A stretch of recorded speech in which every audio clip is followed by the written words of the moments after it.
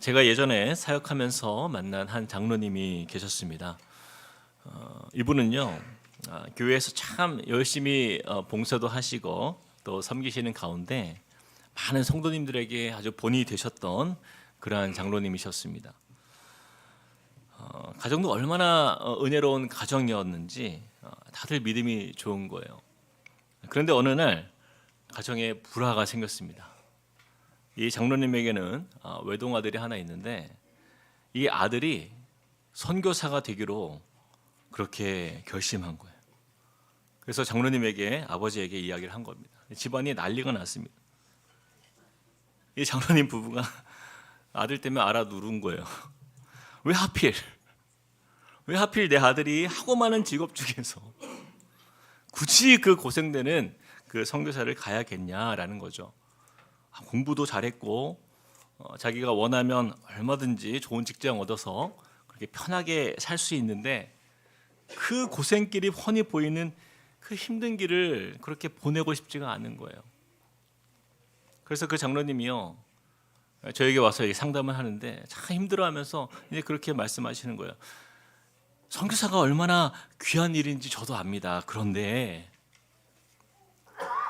다른 집 아들이라면 내가 참 축복도 해주고 후원도 해줄 수 있는데 내 아들이 그 험한 고생길을 간다고 하니까 너무나 마음이 심란합니다.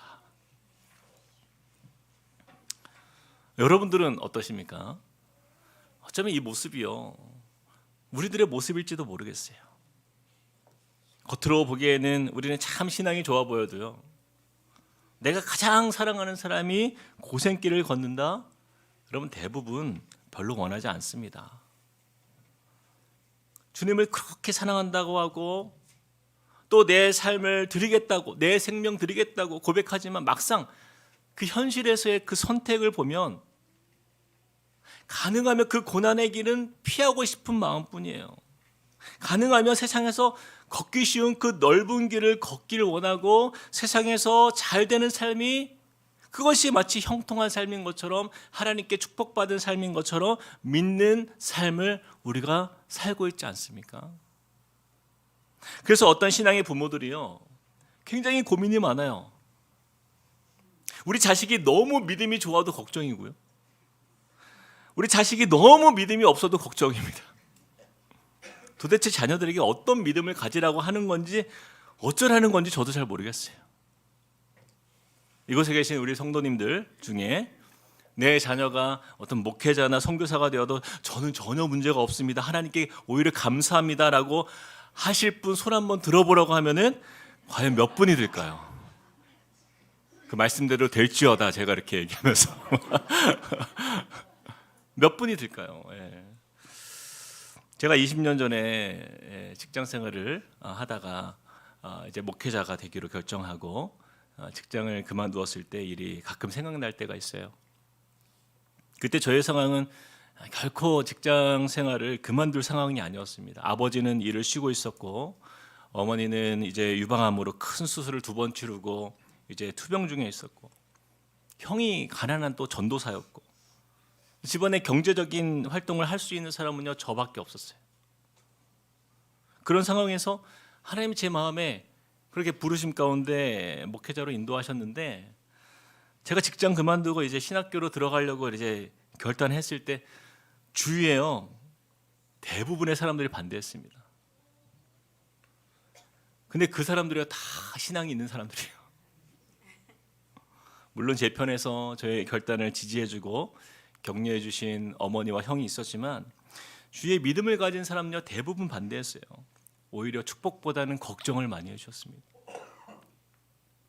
이렇듯 많은 사람들은요 믿음을 중요한 가치라고 말은 하지만 그 삶의 방향을 보면요 좁은 길보다는 넓은 길을 가고 싶어합니다. 불편한 길보다는 평탄한 길, 가능하면 형통한 길을 걷기를 원하는 거예요. 그리고 삶이 탄탄대로를 걸을 때 그때 그들은 그 인생이 내가 축복받았다라고 여기는 것이에요. 물론 그렇습니다. 그 누구도요 고난의 길을 좋아하거나 즐거워하는 사람은 아무도 없어요. 누구든지 고난은 어떻게든 피하고 싶어하고 또 만나고 싶어하지 않습니다. 이것이 우리의 본능이죠. 그러나 여러분, 하지만 믿음의 사람들 중에는요, 다른 사람들도 있어요. 고난이 있을 줄 알면서도 그 길을 향하여 걸어가는 사람들도 있습니다.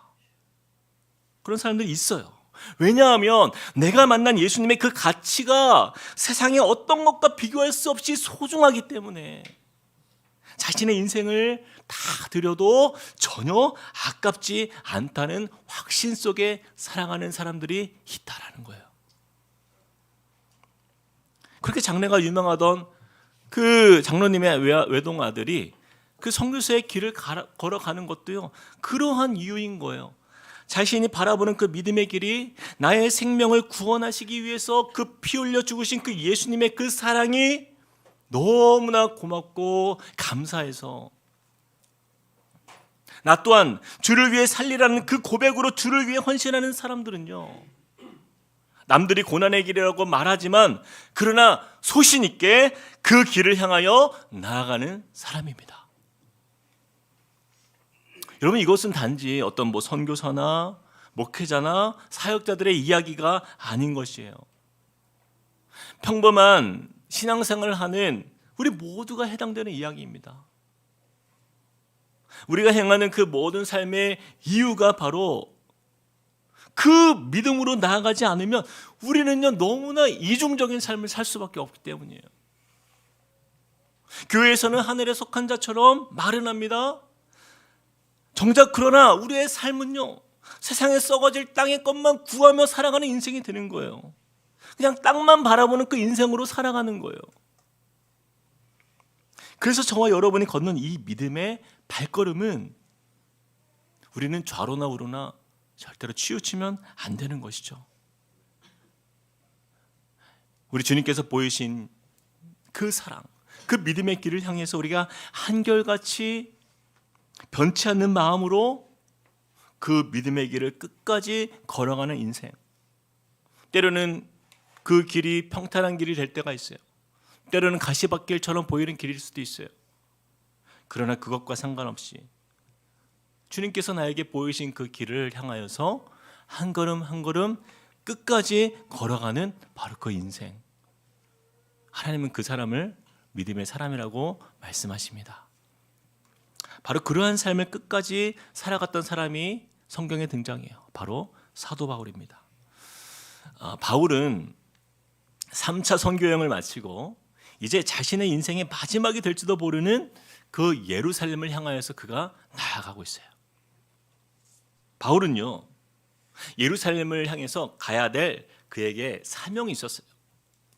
사도행전을 보면 예수님께서 십자가에서 죽으시고 부활해서 승천하신 후에 제자들은요, 예수님의 말씀대로 성령을 기다립니다. 그리고 마가의 다락방에서 그 오순절 그 성령의 충만함을 입은 그 제자들은요, 그 베드로의 설교를 듣고 회개한 그 3,000명의 그리스도인들과 함께 교회를 세웠어요. 바로 그 교회 이름이 무엇이죠? 예루살렘 교회입니다. 그러나 유대인들의 그 강력한 핍박이 이제 시작이 되는 거예요. 그래서 그 박해를 피하기 위해서 그 예루살렘에 있었던 그리스도인들은 세상으로 흩어지게 되었어요. 바로 그 장소의 그 시작이 예루살렘이었다라는 거죠. 그래서 예루살렘 교회는요, 유대인들의 박해가 가장 많았고 고난이 가장 많았기에 또한 그리스도인들의 형편도 가장 어려운 상황에 있었다라는 것이에요. 그러나 예루살렘 교회에서 흩어져서 그렇게 세상 가운데 뿔뿔이 나아갔던 그 성도들이 이방 땅에서 그 거둔 복음의 열매는요, 각 지역 가운데에 그 열방의 30배, 60배, 100배로 퍼져나가면서 풍성해졌어요. 그 이방 땅의 곳곳에 교회가 세워지는 놀라운 은혜를 우리가 보았습니다. 그렇기 때문에 그 이방 땅에 세워진 초대교회들은요, 그 예루살렘 교회의 어려운 소식들을 들으면서 그들을 위해서 중보하며 기도했던 거예요. 이러한 열매의 증거로 그 마게도냐와 아가야 지방에서 예루살렘 교회를 위해서 헌금이 모아집니다. 우리가 돕자. 우리의 모교회와 같은 그 예루살렘 교회가 이렇게 어려운데 우리가 돕자. 그래서 그들이 그 어려움 중에도 연보를 합니다. 그래서 사도 바울은요, 그 귀한 헌금을 예루살렘 성도들에게 찾아가서 전달할 책임이 있었어요. 그래서 그 고난 가운데 있는 예루살렘 성도들을 찾아가서 격려하고자 했던 그의 마음이 매우 컸습니다. 그리고 더불어서 이방 땅에서 지금 일어나고 있는 이 복음의 풍성한 부흥의 소식들을 그 예루살렘 성도들과 함께 나누고 싶었던 마음이 사도 바울의 마음에는 가득했었던 것입니다. 당신들의 수고가 절대로 헛되지 않았다. 당신들의 그 헌신과 눈물이 절대로 헛되지 않았다. 그 예루살렘에서 시작된 복음의 전파가 이 온 세상에 이렇게 아름다운 열매가 되어서 곳곳에 교회가 세워지고 복음의 증거가 되고 있다는 그 기쁨의 소식을 함께 나눔으로 인해서 그 예루살렘 성도들에게 힘을 주고자 했던 것이에요. 그러나 이러한 사도 바울의 기대와는 달리 바울은요, 또한 예루살렘을 가면은 안 되는 현실적인 또한 심각한 문제가 한 가지가 있었다라는 거예요. 사실 사도 바울이요, 예루살렘을 향해서 가는 것은요, 자살 행위입니다. 왜냐하면 당시에 가장 유대인의 핍박이 심한 곳이 예루살렘이었기 때문이에요. 게다가 사도 바울은요, 그 유대인들에게 있어서는요, 조금 과장해서 말하면 현상금이 걸릴 만큼 가장 악랄한 지명 수배자와 같은 그 유대교의 배신자로 낙인 찍혀 있었기 때문이에요. 그래서 유대인들은요, 그토록 싫어하는 그 기독교의 중심에 서 있는 그 지도자였기에 이 열심히 있는 이 바울이요, 이렇게 다니는 것을 그대로 눈뜨고 볼 수가 없는 거예요. 그를 잡아 죽이고자 항상 기회를 엿보며 찾고 있었다라는 거예요. 여러분, 심지어는요, 사도 바울을 죽이기 위해서 이러한 사람들도 등장했었습니다. 우리 함께 사도행전 23장 12절부터 14절을 같이 한번 읽어봅시다. 시작. 날이 새매 유대인들이 당을 지어 맹세하되 바울을 죽이기 전에는 먹지도 아니하고 마시지도 아니하겠다 하고 이같이 동맹한 자가 40여 명이더라. 대제사장들과 장로들에게 가서 말하되 우리가 바울을 죽이기 전에는 아무것도 먹지 않기로 굳게 맹세하였으니. 여러분 생각해 보세요. 누가 나를 해하려고 하는데 먹지도 않고 내가 자지도 않고 마시지도 않겠다. 그 사람을 내가 해하기 전까지는. 그런 사람이 무려 몇 명이라고요? 40여 명이나 되었다. 여러분, 당시의 상황이 바울에게 있어서 얼마나 심각한 상황이었던지 여러분 아마 감이 잡히실 거예요. 그런 분위기에서 그 사도 바울이 예루살렘으로 돌아간다. 여러분, 이것은요, 그냥 자살 행위인 거예요. 그러나 바울은 어느 정도 이 예루살렘에 이런 분위기가 있을 거라는 것을 이미 성령을 통해서 예상하고 있었어요. 우리가 지난주에 나누었던 그의 고백을 함께 한번 읽어보겠습니다. 사도행전 20장 22절에서 24절 시작. 보라, 이제 나는 성령에 매여 예루살렘으로 가는데 거기서 무슨 일을 당하는지 알지 못하노라. 오직 성령이 각 성에서 내게 증언하여 결박과 환난이 나를 기다린다 하시나 내가 달려갈 길과 주 예수께 받은 사명 곧 하나님의 은혜의 복음을 증언하는 일을 마치려 하면은 나의 생명조차 조금도 귀한 것으로 여기지 아니하노라. 성령께서 이미 그에게 알려주셨어요. 예루살렘을 네가 가게 되면 이러한 결박과 환난이 너에게 임할 것이다. 그래서 오늘 본문 말씀을 보면요, 사도 바울은요, 그가 가는 곳마다 그가 예루살렘에 가지 않기를 바라면서 그의 앞길을 막는 것을 우리가 보게 됩니다. 우리 3절과 4절 말씀 우리 같이 한번 볼까요? 시작. 구브로를 바라보고 이를 왼편에 두고 수리아로 항해하여 두루에서 상륙하니 거기서 배의 짐을 풀려 함이러라. 제자들을 찾아가 거기서 이레를 머물더니 그 제자들이 성령의 감동으로 바울더러 예루살렘에 들어가지 말라 하더라. 바울이 예루살렘으로 가는 도중에 배가 두로에 이제 도착하게 돼요. 이때 바울이 탔던 배가요, 이 상선이다 보니까 중간에 그 화물들을 두로에 내려지고 또 다른 화물들이 실어지는 그 시간이 7일이 걸렸어요. 그 잠깐의 7일이었지만 바울은요, 이 시간을 아껴서 이것을 기회로 여기고 마지막이 될지도 모르는 이 두로 지역에 자신이 와 있는 것 자체가 이것이 하나님의 은혜다. 그래서 그는요, 두로에 있는 제자들을 찾아가요. 그래서 7일간 짧은 인텐시브 코스로 7일간 제자 훈련을 한 거예요. 그는 하나님의 나라와 그리스도에 대해서 그 두로에 사는 제자들에게 이 하나님의 말씀을 전하면서 그 두로 지역의 믿음이 견고하게 세워지도록 애를 썼던 것입니다. 그런데 여러분 보세요. 그 제자들이 바울더러 뭐라고 얘기합니까? 그 제자들이 성령의 감동으로 바울더러 예루살렘에 들어가지 말라 하더라. 모두가 예루살렘으로 가지 말라라는 거예요. 거기에 가면 환란이 있을 것이다. 그런데 그들이 누가 주신 감동으로 바울을 말리고 있는 거예요? 성령의 감동으로. 성령의 감동으로 바울더러 뭐예요? 예루살렘에 들어가지 말라 하더라. 근데 여러분 잘 생각해 보세요. 사도 바울이 예루살렘에 가는 이유도 뭐예요? 성령의 감동이에요. 바울이요 성령에 매여서 예루살렘에 간다라고 했어요. 그런데 이 두로의 제자들도 성령의 감동으로 그를 막고 있는 거예요. 그러면 이들이 서로 다른 성령님을 만난 것입니까? 여러분 그렇지가 않은 거예요. 이 제자들이 만류하는 이유는요, 바울을 사랑해서예요.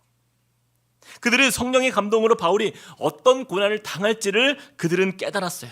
그들은 그러나 바울을 존경했고 바울이 앞으로 교회를 위해서 더 많은 일들을 해주기를 바라는 마음으로 그를 만류했던 거예요.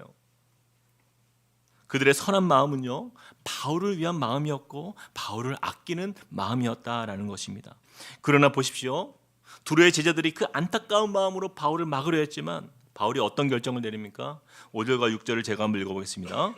이 여러 날을 지낸 후 우리가 떠나갈새 그들이 다 그 처자와 함께 성문 밖까지 전송하거늘 우리가 바닷가에서 무릎을 꿇어 기도하고 서로 작별한 후 우리는 배에 오르고 그들은 집으로 돌아가니라. 두로의 제자들의 간청에도 불구하고 바울의 결정은 변함이 없었어요.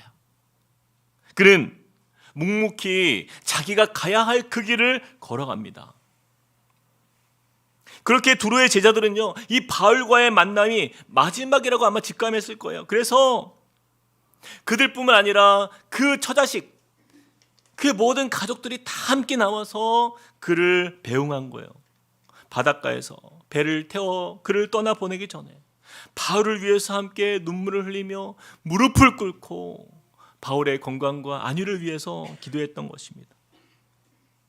그렇게 눈물의 작별 인사를 마치고 그들은 그렇게 헤어진 거예요. 근데 여러분, 이렇게 사람들이요 바울로 하여금 예루살렘에 가지 않도록 그를 막는 장면이요, 이 장면으로 끝나는 것이 아니에요. 바로 이어서 또 등장합니다. 바울이 이제 두로를 떠나서 이제 가이사랴에 있는 빌립의 집에 잠시 머물게 되는데 여기서 또 비슷한 상황이 일어나게 되는 거예요. 거기서 이 여러 날을 머무는 동안 아가보라 하는 이름의 선지자가 바울을 찾아옵니다. 그리고 바울에 대해서 예언을 해요. 11절, 12절 우리 같이 한번 읽어봅시다. 시작. 우리에게 와서 바울의 띠를 가져다가 자기 수족을 잡아매고 말하기를 유대인들이 이같이 이 띠 임자를 결박하여 이방인의 손에 넘겨주리라 하거늘 우리가 그 말을 듣고 그곳 사람들과 더불어 바울에게 예루살렘으로 올라가지 말라 권하니. 아가보라 이름하는 선지자가요 이번에는 바울에게 찾아왔어요. 그리고 만약에 바울이 예루살렘에 가게 되면 어떤 일이 일어날지에 대해서 말로만 보여주는 것이 아니라요, 이번에 대놓고 시범으로 보여줍니다. 바울의 띠를 가져다가 갑자기 이 아가보 선지자가 자신의 손과 발을 묶어요. 그리고는 이렇게 얘기하는 거예요. 당신이 예루살렘에 가면 이렇게 유대인들이 당신을 결박하여서 잡아갈 것입니다. 그러니 어떻게 하라고요? 바울에게 예루살렘으로 올라가지 말라 권하니. 여러분, 바울의 입장에서 보면 전에 두로의 제자들이 만류했을 때만 해도 마음에 큰 변화가 없었잖아요. 이번에는 선지자예요. 아가보 선지자가 와서 그냥 당신은 올라가면 안 됩니다라고 말하는 게 아니라 아예 어떻게 묶여서 잡혀갈지를 그에게 보여주면서 그를 예루살렘에 가지 못하도록 권하고 있는 거예요. 저는 이 말씀을 읽으면서요, 여기에서 정말 저 같으면 그래, 한 번도 아니고 두 번이나 이제는 좀 고민이 될 것 같아요. 처음에 두루의 제자들이 막을 때는 그럴 수도 있겠다. 하지만 이렇게 선지자 아가보를 통해서 예루살렘에 가지 말라는 그 권면을 받으면 마음이 흔들릴 것 같아요. 게다가 12절을 보세요. 12절에 보니까 이렇게 말씀합니다. 우리가 그 말을 듣고 그곳 사람들과 더불어 바울에게 예루살렘으로 올라가지 말라고 하니. 아가보 혼자가 말리고 있는 상황입니까? 아니에요. 그곳 사람들과 더불어 말리는 거예요. 여러분, 아가보 선지자만이 아니라 그곳에는요, 빌립과 빌립의 네 딸이 함께 있었습니다. 그들이 함께 바울에게 함께 있었어요. 그래서 9절 말씀에 보니까 이렇게 말씀해요. 그에게 딸 넷이 있으니 처녀로 예언하는 자라. 그녀들도 가이사랴에서 그 빌립과 함께 복음을 전하는 아주 신실한 믿음의 딸들이었다라는 거예요. 그런 그녀들이요, 아가보와 함께 사도 바울이 당할 고난에 대해서 안타까워하면서 바울이 예루살렘에 가지 않기를 막았다라는 것입니다. 여러분, 빌립이 어떤 사람이죠? 빌립은요, 사도행전 초반에 예루살렘에서 세워진 7 집사 중에 한 명이었어요. 이 7 집사의 개념은요, 예수님이 12 제자 이후로 교회에 공식적으로 세워진 일꾼들입니다. 특별히 그와 함께 했던 7명의 집사 중에서 우리가 잘 알다시피 순교한 사람이 있었죠. 바로 스데반이었어요. 그 스데반 집사, 그가 순교한 이후에 빌립은요, 이제는 예루살렘에 머물 수 없어서 이방으로 떠났습니다.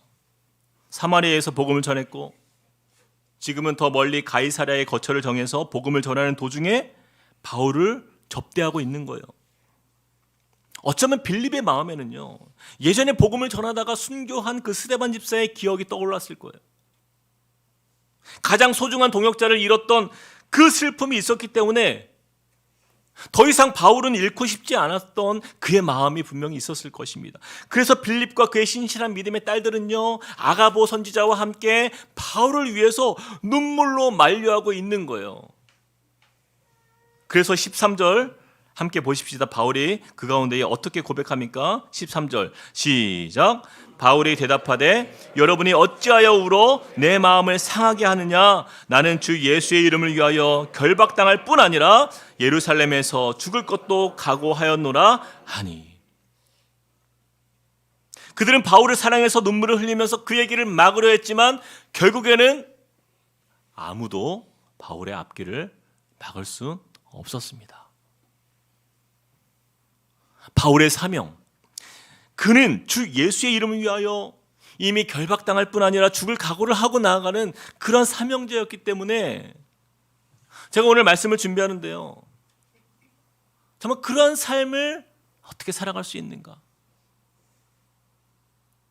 그런데 이 말씀을 묵상하는 가운데 한 사람이 떠올랐어요. 바로 그분은 주기철 목사님이었습니다.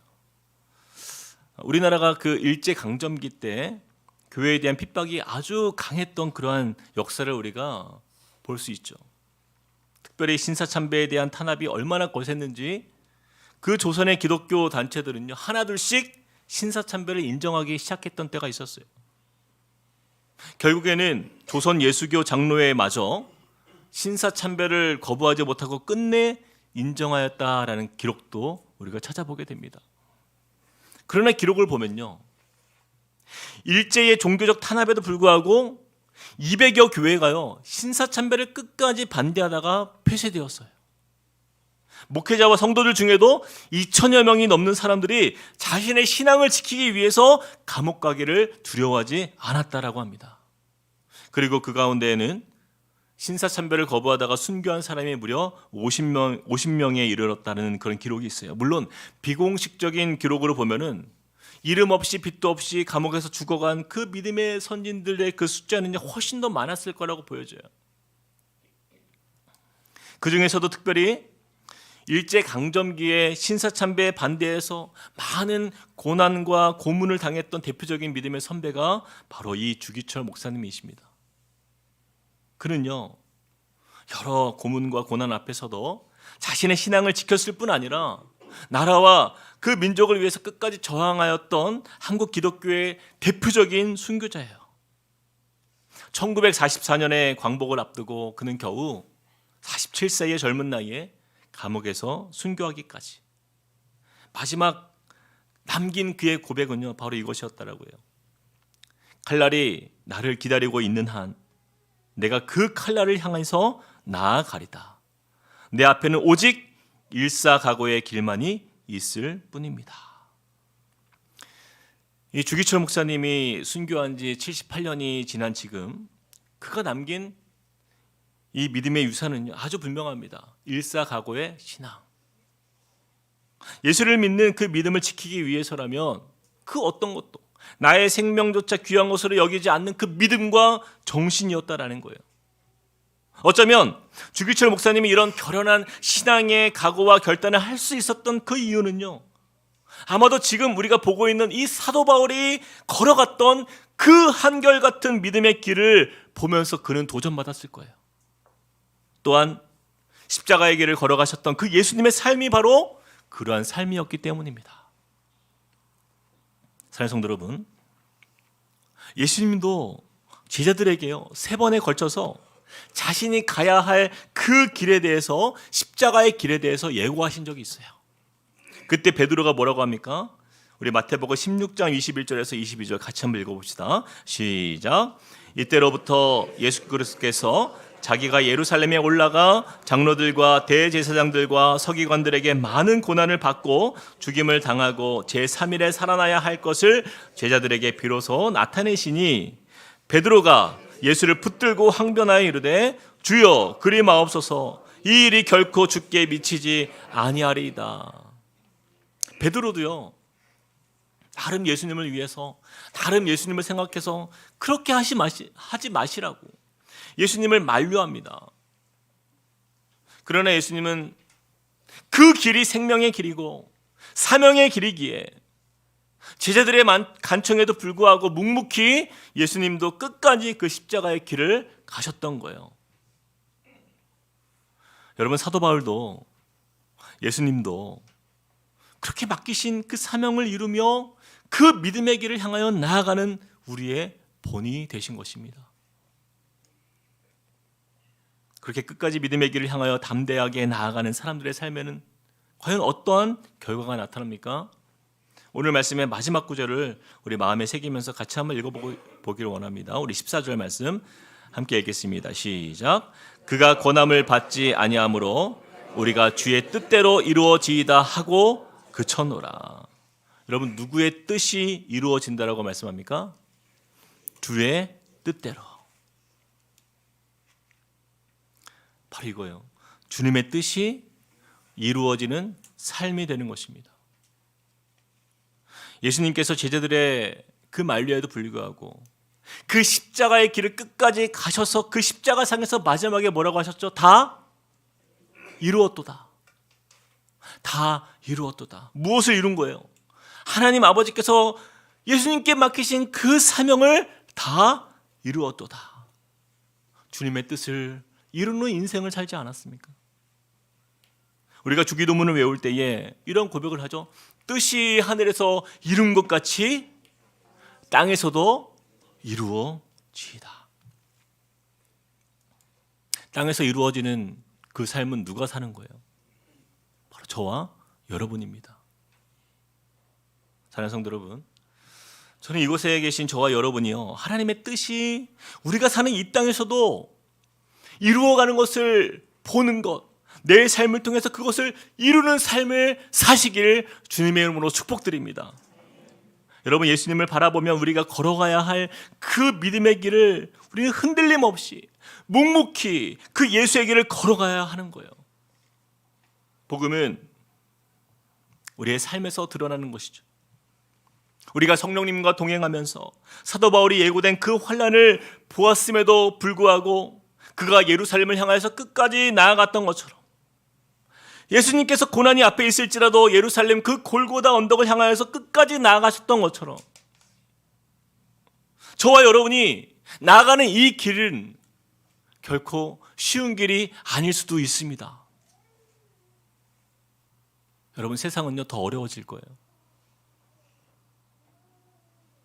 우리를 유혹하는 세상의 것들은 더 많아질 거예요. 우리 자녀들을 유혹하는 세상에 수많은 사단의 이 미혹과 유혹들은 더 거세질 것입니다. 그런 가운데 우리는요 오늘 이 말씀을 통해서 우리의 인생길을 오직 하나님께 맡기고 성령께서 인도하시는 그 길이 어떠할지라도 믿음의 길을 우리가 그 방향을 향하여서 발걸음을 내디딜 수 있는 하나님의 사람이 되시길 주님의 이름으로 축복드립니다. 여러분, 이것이 우리가 가야 할 길이에요. 고난이 예고되어 있을지라도, 우리의 마음을 두렵게 하는 것이 있을지라도, 여러분, 고난은 우리로 하여금 두렵게 만드는 것입니다. 그러나 여러분, 우리의 인생은요 그 고난에 머물러 있지 않아요. 고난이 두려운 인생이 아니라 바로 바른 믿음의 길을 향하여서 고난도 두렵지 않은 담대한 하나님의 자녀로 살아가는 것. 하나님이 이것을 우리에게 원하시는 거예요. 성령님과 동행하는 삶은 그러한 삶입니다. 저는 이곳에 계신 저와 여러분 모두가요 끝까지 그 길을 향해서 한 사람도 낙오되는 사람 없이 믿음의 길을 함께 걷기를 원합니다. 주님께서 보여주신 그 길을 향하여서 우리가 나아갈 때에 주님은 우리 가운데 승리를 주실 줄 믿습니다. 그 믿음으로 우리와 우리의 가정을 세워나가시는 저와 여러분 되시길 주님의 이름으로 축복드립니다. 우리 같이 이 시간에 찬양하시겠습니다. 우리 예수의 길, 우리 이 찬양 하나님께 드리길 원합니다. 우리 후렴의 가사에 보면 이런 가사의 고백이 있어요. 예수의 길, 그 좁은 길 나는 걷네. 주 손잡고 그 무엇도 두렵지 않네. 주님 주신 약속 내게 있으니. 그래서 우리는 그 믿음의 길을 끝까지 갈 수 있습니다. 우리 주님의 손을 붙들고 사도 바울이 그 예루살렘을 향하여서 한 걸음 한 걸음 나아갔던 것처럼 주님, 우리가 흔들리지 않는 그 믿음으로 한결같이 주님께서 보이신 그 길을 나아갈 수 있는 주님의 자녀로 살겠습니다. 우리 같이 찬양하시겠습니다. 안개 속에서, 안개 속에서 주님을 보내 아무도 없을 것 같던 그곳에서 손 내미셔서 나를 붙드네. 길고 쓰러져 가던 그곳에서 주 말씀하시네. 주 말씀하시네. 내 손 잡으라고. 내 손 잡으라고. 내가 곧 길이요 진리요 생명이. 내가 곧 길이요 진리 생명이. 나 그 길을 보내. 나 그 길을 보내. 주 예비하신 다른 길로 돌아서지 않으리. 우리가 걷는 길이 예수의 길, 그 좁은 길 나는 걷네. 주 손잡고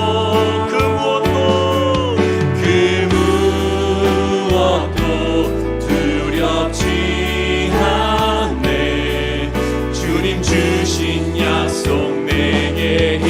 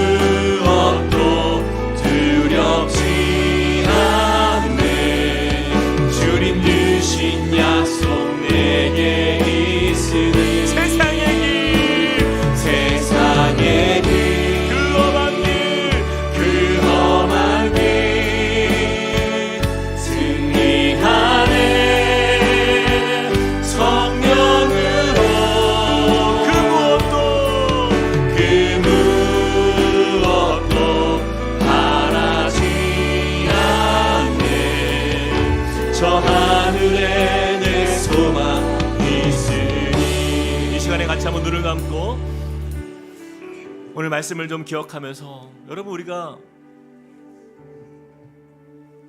우리의 삶에 주님과 함께하는 그 인생을 생각할 때에 여러분 그 안에 있을 때 우리는 가장 평안을 누리는 것입니다. 우리가 주님 안에 있을 때 우리는 가장 안전한 것입니다. 근데 우리는 너무 환경을 바라봐요. 너무 세상을 바라봐요. 그래서 다른 우리가 계산을 합니다. 어떻게 하면 세상에서 내가 평탄한 길을 걸어갈 수 있을지, 나의 삶에 조금이라도 고난이 닥치거나 어려움이 닥치면 우리는 어쩔 줄 몰라요. 마치 하나님이 나에게 왜 이러시는지, 왜 나에게 이런 어려움을 주는지. 그러나 여러분 믿음의 길은요 고난을 피할 수가 없어요. 고난은 우리에게 늘 있는 것입니다.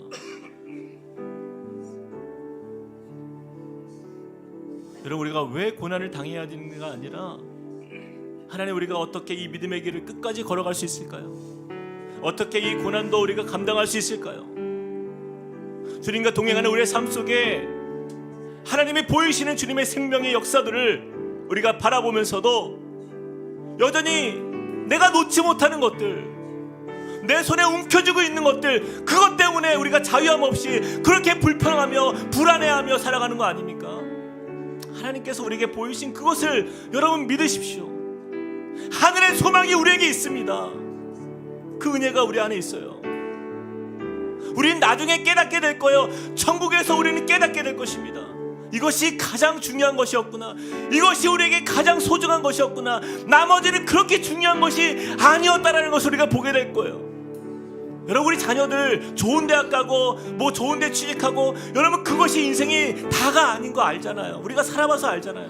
근데 우리가 너무나도 붙들고 있는 것을 보면 세상적인 것들이 너무나 많습니다. 여러분 우리가 생명의 길을, 그 소중한 사명의 길을, 또 믿음의 길을 향하여서 이 시간에 주님 내가 좌로나 우로나 치우치지 않길 원합니다. 주위의 사람들이 나를 위하여 걱정하는 그 많은 말들이 있지만, 그러나 하나님 내가 이 길을 걷는 데에 하나님 조금도 동요함 없이 끝까지 믿음의 길을 걸어갈 수 있는 하나님의 삶을 하나님 내가 살아갈 수 있도록 은혜를 달라고 우리 같이 한번 기도하며 나아가시겠습니다. 사랑의 하나님, 주님을 의지하며 믿음으로 나아갑니다. 하나님 주님께서 우리에게 인도하시는 주님의 이 삶은 하나님 우리에게 복된 삶이며 우리의 소망의 삶이며 하나님 이 땅에 살지만 그러나 우리에게 보이시는 주님의 그 인생은 하늘을 사는 주님의 백성의 삶을 늘 믿습니다. 하나님 이곳에 우리 모든 성도들이 함께 하나님의 말씀 앞에서 하나님 그러한 꿈을 꾸며 나아가는 하나님 주님의 자녀가 되길 원하는 하나님 그 나아가는 모든 발걸음마다 하나님 우리가 때로는 고난 가운데 거할 때도 있고 하나님 고난이 예고된 상황들도 있을지 모르겠습니다. 하나님 그러나 우리가 가야 할 우리가 믿음을 하나님 붙들고 나아가는 그 길 속에서 하나님 그저 고난을 피하기 위하여 하나님 우리의 삶에 하나님 그저 우리가 하나님 그렇게 하나님 주님을 떠난 삶, 하나님 주님께서 인도하시는 그 길을 우리가 바라보며 나아갈 때 주님께서 우리에게 맡기시며 인도하실 그것을 향하여서 우리가 포기하지 않고 하나님 끝까지 믿음 지키며 나아가는 하나님의 자녀로 살게 하여 주시옵소서. 우리로 승리케 하시며 우리에게 믿음을 굳건히 하시며 우리의 삶을 통하여 주의 뜻이 이루어지는 하나님의 자녀로 살길 소망합니다. 하나님 이것이 우리의 고백이 되게 하여 주옵소서. 이것이 우리의 삶의 능력이 되게 하여 주옵소서. 주님께서 역사하시며 함께 하시는 하나님의 은혜가 가장 우리에게 소중한 것임을 믿고 꿈꾸며 나가는 주님의 자녀가 될 수 있도록 은혜에 더하여 주시옵소서. 우리 이어서 한 번 더 기도할 때에 여러분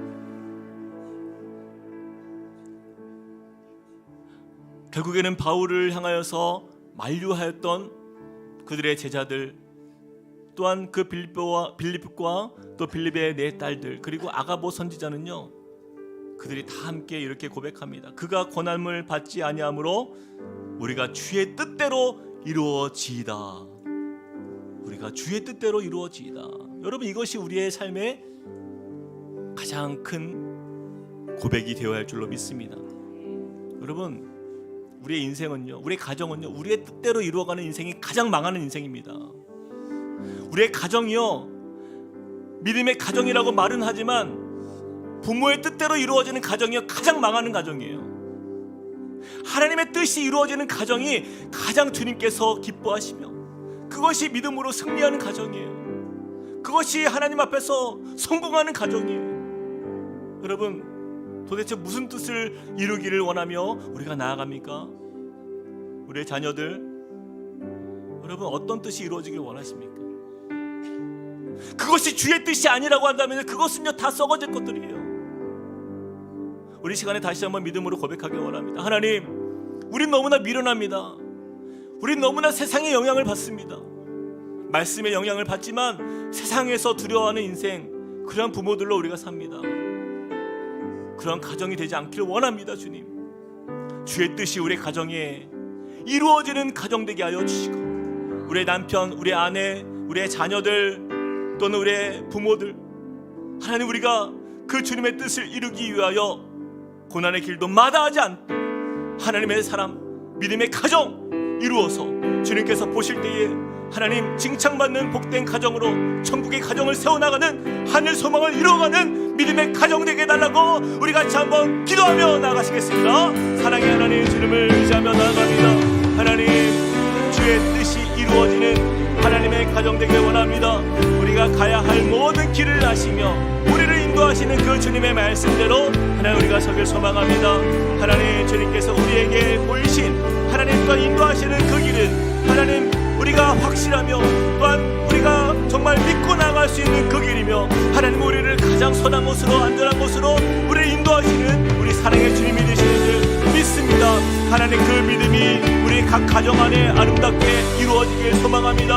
하나님, 꿈꾸는 가정들이 되길 소망합니다. 하나님의 뜻이 이루어지는 가정이 되게 하여 주시고 하나님 각 가정 안에 놀라운 주님의 그 말씀을 붙들고 하나님 자라가며 배워가며 깨어지며 하나님 그렇게 주님을 향하여서 날마다 동행하는 믿음의 가정들 되도록 우리를 인도하여 주시옵소서. 고난이 두려운 인생이 아니라 바른 믿음의 길을 향하여서 고난도 두렵지 않은 하나님 담대한 하나님의 자녀가 될 수 있도록 하나님 이 세상을 이기는 하나님 우리 복된 성도들이 되도록 우리를 붙들어 주시옵소서. 우리가 나아가는 그 길에 하나님 주님이 동행하여 주실 줄 믿습니다. 우리의 삶을 이끄시고 인도하시는 하나님 주님을 의지합니다. 하나님의 뜻이 하늘에서 이룬 것 같이 땅에서도 이루어지는 주의 자녀 되게 하여 주시옵소서. 우리 다 함께 그 자리에 일어나서 찬양하겠습니다. 주가 보이신 생명의 길 나 주님과 함께 상한 마음을 드리며 주님 앞에 나가니 나의 의로움이 되신 주 그 이름 예수 나의 길이 되신 이름 다시 한번 고백합시다. 주가 보이신 생명의 길 우리에게 주님이 보이신 그 길은 생명의 길은 능력의 길은 소망의 길입니다. 주님, 우리가 믿음으로 주님을 따라 나아가는 주님의 백성들을 주님께서 인도하여 주실 줄 믿습니다. 나의 의로움이 되신 주 그 이름 예수 나의 길이 되신 이름 예수 나의 길 오직 그가 하시다니 나를 단련하신 후에 내가 정금같이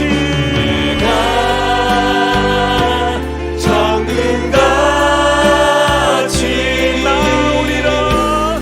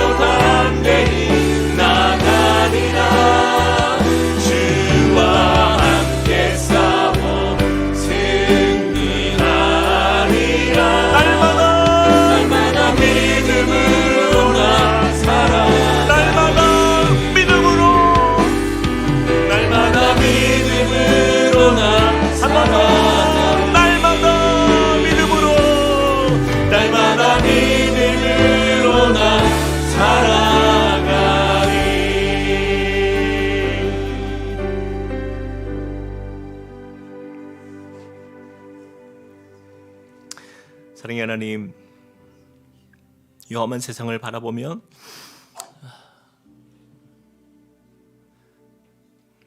너무나도 이 믿음의 길을 걷는다는 것이 얼마나 쉽지 않은지를 봅니다.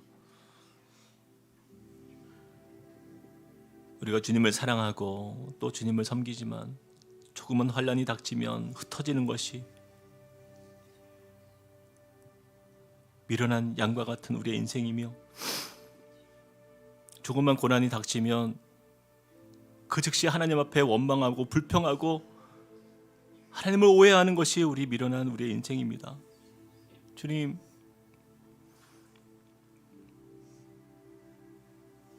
그러한 우리가 이 땅을 살면서 어떻게 빛과 소금으로 이 세상을 살아가야 할지, 참 예수님의 제자로 살아가야 할지 너무나 막막할 때가 많습니다. 또 우리 다음 세대를 바라보면 과연 이 세대가 이 믿음을 과연 지켜갈 수 있을까? 고난이 예비된 이 악한 세상이 더욱더 판을 치는 이 세상 속에 그 순결한 믿음을 우리 자녀들이 과연 이루어갈 수 있을까? 너무나 두려운 마음이 큽니다. 그러나 오늘 사도 바울의 이 걸음걸음을 보면서 하나님, 우리가 도전받길 원합니다. 주님, 예루살렘을 향하여서 묵묵히 자신의 길을 걸어갈 때에 많은 믿음의 사람들이 사도 바울을 향하여서 그곳에 고난이 있다, 환난이 있다, 핍박이 있다, 가지 말아라 라고 했을 때에도 그가 그 길을 향하여서 그렇게 믿음으로 걸어갔던 그 걸음처럼 하나님, 우리의 인생이 끝까지 주님 만나는 그날까지 믿음의 담대함을 가지고 주님의 손을 붙들고 승리하며 나아가는 주님의 자녀 되게 하여 주시옵소서. 주님, 그 주기철 목사님이 그 고문과 고난과 여러 핍박에도 불구하고 끝까지 자신의 믿음을 지키며 순교의 자리에서도 일사각오의 신앙으로 주님만을 의지하며 주님을 사랑했던 그의 고백이 우리의 고백되길 원합니다. 하나님, 우리는 연약하지만, 우리 힘이 없지만, 그러나 주님, 우리의 소망은 하늘에 있기에 그 하늘 소망이 우리의 삶의 능력이 되게 하여 주시고, 이 땅의 나그네와 같은 삶을 사는 것이 전혀 불편하지 아니하고 함께 주님의 나라를 세워가며 서로 나누고 베풀고 서로를 사랑하기에 그 시간이 부족한 우리의 인생, 하나님, 주님의 나라를 이루어가는, 주님의 뜻을 이루어가는 주의 백성들 되도록 우리를 인도하여 주시옵소서. 하나님, 우리 각 가정들이 그러한 가정들이 되게 하여 주시고, 그런 아름다운 삶의 간증들이 넘쳐나는 우리 함께 꿈꾸는 교회가 되도록 축복하여 주시옵소서. 이제는 우리 주 예수 그리스도의 은혜와 하나님 아버지의 크신 사랑과 성령님의 감동, 감화, 교통하심이 오늘 말씀을 통하여서 한결같이 그 믿음의 길을 끝까지 걸어가기로 결단하며 주 앞에 믿음으로 나아가는 주님의 자녀들 머리 위에, 그리고 그 가정들과 함께 꿈꾸는 교회 위에 이제로부터 영원토록 함께 하시기를 간절히 축원하옵나이다. 아멘.